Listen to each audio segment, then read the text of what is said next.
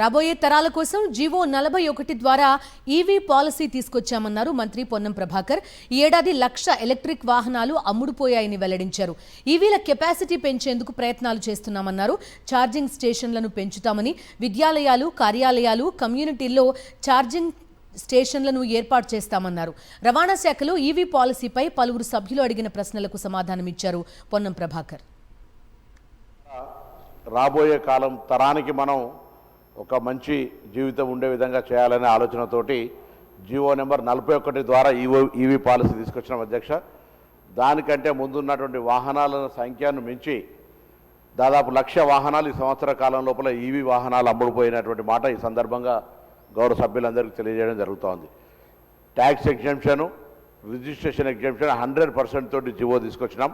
మనం తీసుకొచ్చిన తర్వాత వేరే రాష్ట్రాలు తీసుకొచ్చినటువంటి మాట ఉంది. ఈరోజు ఈవీకి సంబంధించినటువంటి మార్పులు అంటే వాటి యొక్క వాహనాలు గతంలో 150 కిలోమీటర్లకు ఉన్నటువంటి వాహనాల ఛార్జింగ్ ఉండేనో ఇప్పుడు 500 కిలోమీటర్స్ దాకా కూడా ఛార్జ్ అయ్యేటువంటి బ్యాటరీ కెపాసిటీ వచ్చింది. దాని మీద ఇంకా కూడా రివ్యూస్ జరుగుతూ ఉన్నాయి. దాని యొక్క కెపాసిటీని పెంచడానికి సంబంధించి